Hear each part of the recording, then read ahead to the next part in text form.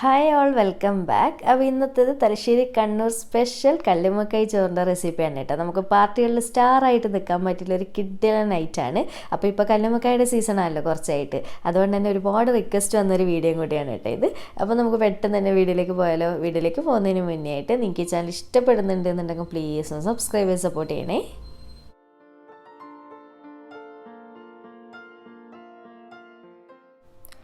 അപ്പോൾ നമ്മുടെ കല്ലുമ്മക്കായ് ചോറ് ഉണ്ടാക്കാൻ വേണ്ടിയിട്ട് മെയിനായിട്ട് വേണ്ടുന്ന ഐറ്റം എന്ന് പറയുന്നത് അറിയാമല്ലോ, കല്ലുമ്മക്കായാണ്. അപ്പോൾ ഇതിന് ഓരോ നാട്ടിലും ഓരോ പേരാ പോലും പറയാം. അപ്പോൾ നിങ്ങളുടെ നാട്ടിലൊക്കെ പറയുന്ന പേരെന്താണെന്നുള്ളതൊന്ന് കമൻറ്റ് ചെയ്യട്ടെ, എവിടെയാണ് സ്ഥലം എന്നുള്ളത്.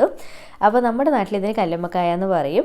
അപ്പോൾ ഇതാ ഞാനിവിടെ 2 കിലോ കല്ലുമ്മക്കായ വാങ്ങിച്ചിട്ടുണ്ട്. അതിപ്പോൾ 2 പോർഷനാക്കി 2 ബൗളിലാക്കി വെച്ചിട്ടുണ്ടല്ലോ. അപ്പോൾ ആദ്യത്തെ ഈ ഒരു ബൗളിൽ എടുത്തിട്ടുള്ളത് ഞാനിത് പുഴുങ്ങി എടുത്തതാണ് കേട്ടോ. അപ്പോൾ ടോട്ടൽ 2 കിലോ കല്ലുമ്മക്കായൻ്റെ 1/4 ഭാഗത്തോളം നമ്മൾ പുഴുങ്ങി എടുത്തിട്ട് ഇതുപോലെ വെച്ചിട്ടുണ്ട്. 1/4 ഭാഗത്തോളം ആ ഒരു വൈറ്റ് ബൗളിൽ നമ്മൾ കട്ട് ചെയ്തിട്ട് അതിൻ്റെ മീറ്റ് മാത്രം ചുരണ്ടി എടുക്കുമല്ലോ, അങ്ങനെ എടുത്തിട്ടും വെച്ചിട്ടുണ്ട് കേട്ടോ, ആ ഒരു നീരോട് കൂടിയിട്ട്. എന്നിട്ട് മൊത്തത്തിൽ കഴുകി ക്ലീൻ ചെയ്ത് വെച്ചിട്ടുള്ള കല്ലുമ്മക്കായാണ് ഇത്. നന്നായിട്ട് കഴുകിയിട്ടൊക്കെ എടുക്കുക. ഇനിയിപ്പോൾ നമ്മൾ പുഴുങ്ങിയെടുത്ത കല്ലുമ്മക്കായിലേക്ക് ചെറിയൊരു മസാല റെഡിയാക്കി കൊടുക്കണം, കാരണം അത് നമുക്ക് ഫ്രൈ ചെയ്യാനുള്ളതാണ്. അപ്പോൾ ഇത് ആദ്യം തന്നെ 1/4 ടീസ്പൂൺ മഞ്ഞൾപ്പൊടിയും 1.5 ടേബിൾ സ്പൂൺ മുളക് പൊടി, കശ്മീരിയോ എരിവുള്ളത് ഏതാണ് നിങ്ങൾക്ക് ഇഷ്ടമുള്ളത് നോക്കിയിട്ട് എടുക്കുക. പിന്നെ വേണ്ടത് ഒരല്പം ഉപ്പും, കാരണം കല്ലുമ്മക്കായിൽ ഓൾറെഡി എന്തായാലും ഉപ്പ് ഉണ്ടാവുമല്ലോ. അപ്പോൾ ഒരല്പം നോക്കിയിട്ട് മാത്രമേ ഇടുക കേട്ടോ ഉപ്പ്. എന്നിട്ട് എല്ലാം കൂടി കൈകൊണ്ട് നന്നായിട്ട് ഇതുപോലെ അങ്ങ് മിക്സാക്കി കൊടുക്കുക. അപ്പോൾ ഇത് നമ്മുടെ കല്ലുമ്മക്കായ്ക്ക് മൊത്തത്തിൽ ഞാൻ മസാല റെഡിയാക്കിയിട്ടുണ്ട്. ഇനിയിപ്പോൾ റെസ്റ്റ് ചെയ്യാൻ വെക്കേണ്ട ആവശ്യമൊന്നുമില്ല കേട്ടോ, പെട്ടെന്ന് തന്നെ നമുക്ക് ഫ്രൈ ചെയ്ത് റൈസ് റെഡിയാക്കി തുടങ്ങാം. അപ്പോൾ ഞാൻ ഇത് ഫ്രൈ ചെയ്യാൻ വേണ്ടിയിട്ട് ഒരു പാൻ വെച്ചിട്ട് അതിലേക്ക് ഏകദേശം ഒരു 3-4 ടേബിൾ സ്പൂണോളം ഓയിൽ, സൺഫ്ലവർ ഓയിലാണ് ഒഴിച്ച് കൊടുത്തിട്ടുള്ളത്. എന്നിട്ട് എണ്ണ നന്നായിട്ട് ചൂടായതിന് ശേഷം നമ്മുടെ കല്ലുമ്മക്കായ് മൊത്തത്തിലായിട്ട് ഇട്ട് കൊടുത്തിട്ട് നന്നായിട്ട് അങ്ങ് മിക്സാക്കി കൊടുക്കുക ആ ഒരു നെയ്യിൽ. അപ്പോൾ ഈ ഒരു കല്ലുമ്മക്കായ് ഫ്രൈ ചെയ്യുമ്പോൾ പ്രത്യേകം ശ്രദ്ധിക്കേണ്ടത് ഭയങ്കരമായിട്ട് ക്രിസ്പിയായി നല്ലപോലെ ഉണങ്ങിയിട്ട് അങ്ങ് ഫ്രൈ ചെയ്യാൻ നിൽക്കണ്ട കേട്ടോ. അപ്പോൾ നമ്മുടെ കല്ലുമ്മക്കായുടെ ടേസ്റ്റ് മൊത്തത്തിൽ പോയി പോകും, ഒട്ടും ടേസ്റ്റ് ഉണ്ടാവില്ല. അപ്പോൾ അത്യാവശ്യം മൊരിയവും വേണം, എന്നാൽ നല്ല അത്യാവശ്യം സോഫ്റ്റും വേണം. ആ ഒരു രീതിയിൽ ഫ്രൈ ചെയ്തെടുക്കുക കേട്ടോ, ഓവർ ഉണങ്ങാതെ. അപ്പോൾ ഞാൻ ഇതൊന്ന് മൊത്തത്തിൽ ഫ്രൈ ചെയ്തെടുത്തിട്ട് കാണിച്ചു തരാം. എല്ലാവർക്കും അറിയുന്നതായിരിക്കുമല്ലോ കല്ലുമ്മക്കായൊക്കെ ഫ്രൈ ചെയ്യാൻ വേണ്ടിയിട്ട്. അങ്ങനെ ഇതാ നമ്മുടെ കല്ലുമ്മക്കായ് മൊത്തത്തിൽ ഫ്രൈ ചെയ്തെടുത്തിട്ടുണ്ട്. ഇത്രയും മതി കേട്ടോ. ഇനി നമുക്കിത് വേറെ ബൗളിലേക്ക് മാറ്റി കൊടുക്കാം.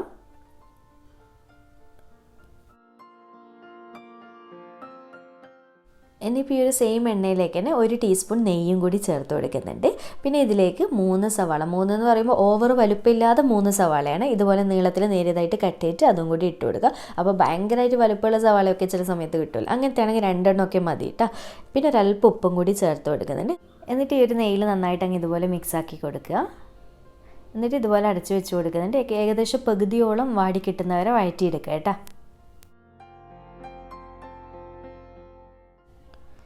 അങ്ങനെ നമ്മുടെ സവാള ഏകദേശം പകുതിയോളം വഴന്ന് വന്നിട്ടുണ്ട് കേട്ടോ, ഇത്രയും മതി.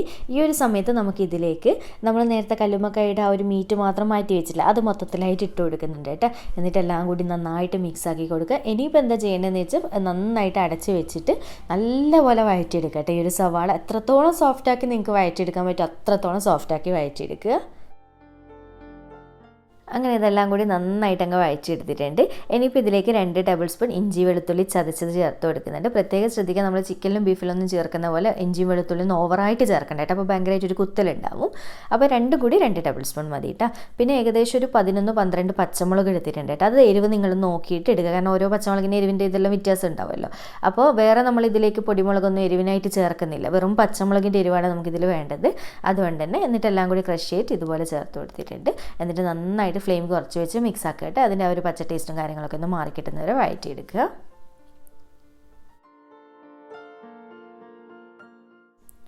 ഇനിയിപ്പോൾ ഇതിലേക്ക് 3 തക്കാളി ഇതുപോലെ ചെറുതായിട്ട് കട്ട് ചെയ്തിട്ട് അതും കൂടി ഇട്ടിട്ട് നന്നായിട്ടൊന്ന് മിക്സ് ആക്കി കൊടുക്കുന്നുണ്ട്. ഇനിയിപ്പോൾ ഇത് അടച്ച് വെച്ച് കൊടുക്കുക കേട്ടോ. എന്നിട്ട് തക്കാളിയും നല്ലപോലെ സോഫ്റ്റായിട്ട് എത്രത്തോളം സോഫ്റ്റാക്കി എടുക്കാൻ പറ്റും അത്രയും അങ്ങനെ ഉടഞ്ഞെടുക്കണം, കാരണം ഇത് ചോറിൽ മിക്സ് ആക്കുന്ന സമയത്ത് ഈ ഒരു മസാലയായിട്ട് നമുക്ക് സെപ്പറേറ്റ് കാണാൻ പാടില്ല കേട്ടോ. അപ്പോൾ അത്രത്തോളം വഴറ്റിയെടുക്കുക.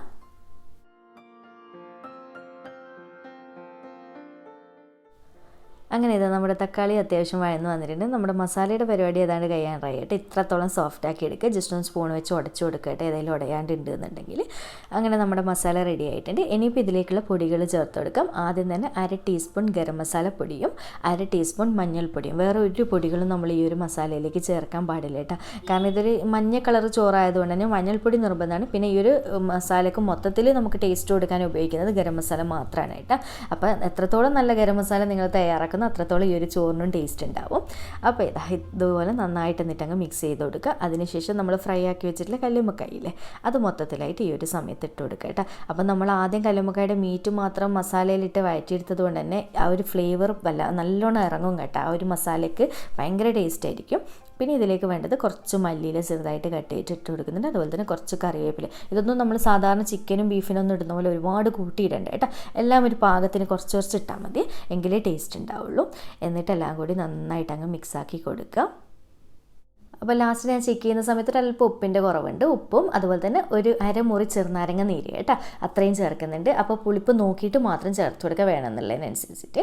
അപ്പോൾ എല്ലാം കൂടി ചേർത്തിട്ട് നന്നായിട്ട് അങ്ങ് മിക്സ് ആക്കി കൊടുക്കുക. അപ്പോൾ നമ്മുടെ മസാല റെഡി ആയിട്ടുണ്ട്. ഇനിയിപ്പോൾ കാര്യമായിട്ട് പരിപാടിയൊന്നുമില്ല, ഇതൊന്ന് അടച്ച് വെച്ച് കൊടുക്കുക. എന്നിട്ട് ഫ്ലെയിം കുറച്ച് വെച്ചിട്ട് ഒരു 3-5 മിനിറ്റ് ഒന്ന് അവിടെ അങ്ങനെ ആവിയിൽ അവിടെ നിൽക്കട്ടെ കേട്ടോ. കാരണം ആ ഒരു നല്ലൊരു ഫ്ലേവറൊക്കെ ഇറങ്ങി നല്ല ടേസ്റ്റ് ഉണ്ടാവും. 3-4 മിനിറ്റ് വെക്കുക. എന്നിട്ട് ഫ്ലെയിം ഓഫ് ചെയ്ത് കൊടുത്തിട്ട് ഒരു സൈഡിലേക്ക് മാറ്റി വെച്ചാൽ മതി. അപ്പോൾ ഈ ഒരു ബൗളിലേക്ക് ഞാൻ 4 കപ്പ് അളവിൽ അരി എടുത്തിട്ടുണ്ട്, അതായത് 800 ഗ്രാം. ഇനി നമുക്ക് പെട്ടെന്ന് തന്നെ റൈസ് റെഡിയാക്കി തുടങ്ങാം. അപ്പോൾ അറിയാമല്ലോ, നമ്മുടെ കണ്ണൂർ തലശ്ശേരി ബിരിയാണി വെക്കുന്ന ജീരകശാല അരിയാണ് കേട്ടോ എടുത്തിട്ടുള്ളത്. ഈ ഒരു അരി കൊണ്ട് ചെയ്യണം കേട്ടോ ഈ ഒരു കല്ലുമ്മക്കായ ചോറ്, എന്നാലേ ആ ഒരു കറക്റ്റ് ടേസ്റ്റും ഫ്ലേവറൊക്കെ കിട്ടുള്ളൂ. ബസുമതി അരി കൊണ്ട് ചെയ്യാം, കുഴപ്പമൊന്നുമില്ല. പക്ഷെ എന്തായാലും ഈ ഒരു ടേസ്റ്റ് എന്തായാലും കിട്ടുകയില്ല. അപ്പോൾ ഇനി നമുക്കിത് അരി ഇവിടെ വെള്ളമൊക്കെ ഒഴിച്ച് തിളക്കുന്ന സമയം മാത്രം ഇത് കഴുകിയെടുത്താൽ മതി കേട്ടോ. ഇപ്പോഴേ കഴുകി വെക്കേണ്ട ആവശ്യമില്ല. പിന്നെ കല്ലുമ്മക്കായ ചോറിന് വേറെ ടേസ്റ്റ് കൂടാനുള്ള ഒരു മെയിനായിട്ടുള്ള കാര്യം എന്ന് പറയുന്നത്, നമ്മൾ കല്ലുമ്മക്കായ എടുക്കുമ്പോൾ ഒരിക്കലും പിശുക്ക് കാണിക്കരുത്. അത്യാവശ്യം എത്രത്തോളം കല്ലുമ്മക്കായ എടുക്കുന്നുണ്ടോ അതിനനുസരിച്ച് നമ്മുടെ ചോറിന് ടേസ്റ്റ് കൂടിക്കൊണ്ടേയിരിക്കും കേട്ടോ. അപ്പോൾ നമ്മുടെ ചോറ് റെഡിയാക്കാൻ വേണ്ടിയിട്ട് ഇതുപോലൊരു വലിയൊരു പാൻ വെച്ച് കൊടുത്തിട്ടുണ്ട്. അത് ചൂടായി വരുന്ന സമയത്ത് ഇതിലേക്ക് ഒരു 3 ടേബിൾ സ്പൂൺ നെയ്യ് ചേർക്കുന്നുണ്ട്. അതുപോലെ തന്നെ ഒരു 3 ടേബിൾ സ്പൂൺ ഓയിലും കൂടി, സൺഫ്ലവർ ഓയിലാണ് എടുത്തിട്ടുള്ളത്. വെളിച്ചെണ്ണ എടുക്കണ്ട കേട്ടോ, അപ്പോൾ അത്രയ്ക്ക് ടേസ്റ്റ് ഇല്ല. അപ്പോൾ എണ്ണ ചൂടായി വരുന്ന സമയത്ത് ഇതിലേക്ക് ഒരു സവാളയുടെ പകുതി സവാള ഇതുപോലെ നേരിയതായിട്ട് കട്ട് ചെയ്ത് ചേർത്ത് കൊടുക്കുന്നുണ്ട്. എന്നിട്ട് നന്നായിട്ടൊന്നങ്ങ് വഴറ്റിയെടുക്കുക. ഓവറായിട്ട് കളറ് മാറാൻ വേണ്ടി വെയിറ്റ് ചെയ്യേണ്ട കേട്ടോ, നല്ലപോലെ ഒന്ന് വഴറ്റിയെടുക്കുക. ഇനിയിപ്പോൾ ഇതിലേക്ക് ഹോൾ സ്പൈസ് ചേർത്ത് കൊടുക്കണം. 2-3 പീസ് അളവിൽ കുഞ്ഞു കുഞ്ഞു പട്ടയും 3-4 ഗ്രാമ്പും 3-4 ഏലക്കായാണ് ഇട്ട് കൊടുക്കുന്നത്. എന്നിട്ട് നന്നായിട്ട് ഈ ഒരു നെയ്യിലങ്ങ് മിക്സാക്കി കൊടുക്കുക.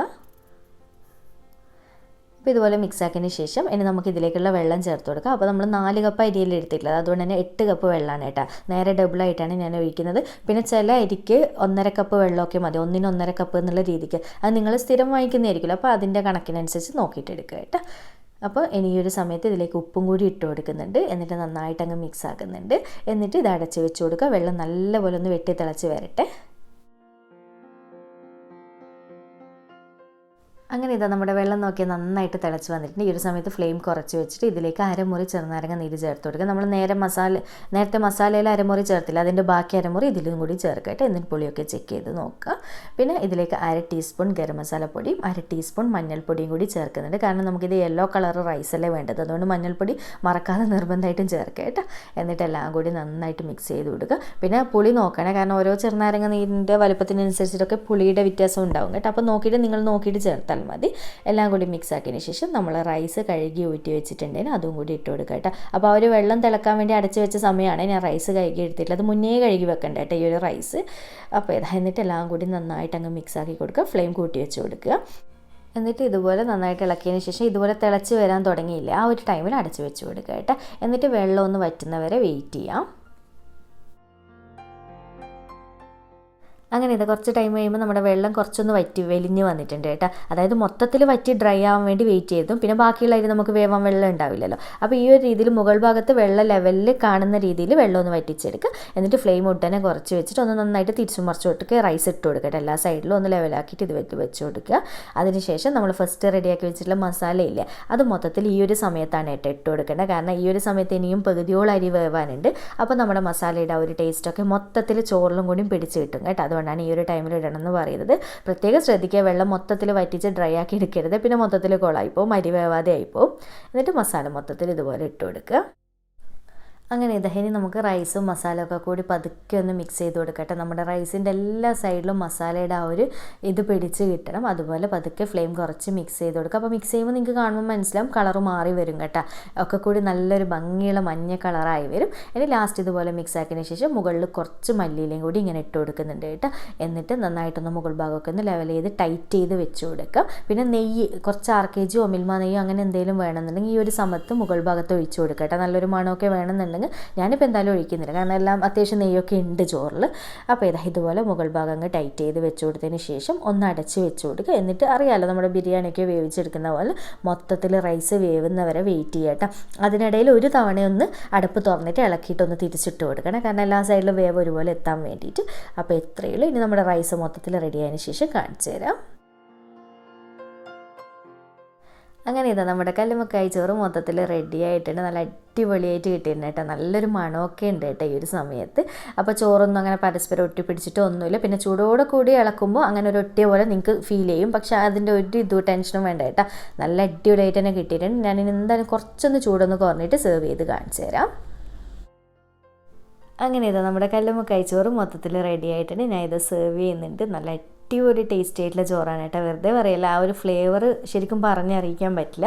അപ്പോൾ എന്തായാലും ഒന്ന് ട്രൈ ചെയ്തിട്ട് ഫീഡ്ബാക്ക് അറിയിക്കുക കേട്ടോ. അപ്പോൾ ഞാൻ കുറച്ച് ഫ്രൈ ചെയ്ത സമയത്ത് കല്ലുമ്മക്കായ മാറ്റി വെച്ചിട്ടുണ്ടായിരുന്നു, എനിക്ക് ഫോട്ടോ എടുക്കുമ്പോൾ മുകളിൽ വെച്ച് കൊടുക്കാൻ വേണ്ടിയിട്ട്. അപ്പോൾ ഇതുപോലെ സെർവ് ചെയ്ത് കൊടുക്കുക കേട്ടോ. അപ്പോൾ ഇതിൻ്റെ കൂടെ ഗ്രീൻ കളർ ചമ്മന്തി ഇല്ലേ, അതും പിന്നെ അച്ചാർ ഒക്കെ ഉണ്ടെങ്കിൽ പൊളി വേറെ ലെവലാണ് കേട്ടോ. അപ്പോൾ ചോറൊക്കെ കണ്ടില്ലേ പരസ്പരം ഒട്ടിപ്പിടിക്കാത്ത അടിപൊളിയായിട്ട് തന്നെ കിട്ടിയിട്ടുണ്ട്. എന്തായാലും മസ്റ്റ് ട്രൈ ആണ്. അപ്പോൾ വീഡിയോ ഇഷ്ടമായിട്ടുണ്ടെന്നുണ്ടെങ്കിൽ ലൈക്ക് ചെയ്യാൻ, ചാനൽ സബ്സ്ക്രൈബ് ചെയ്യാൻ, മാക്സിമം ഷെയർ ചെയ്തെടുക്കാനും മറക്കല്ലേ. അപ്പോൾ വീണ്ടും ഒരു അടിപൊളി വീഡിയോ ആയിട്ട് കാണാം. താങ്ക്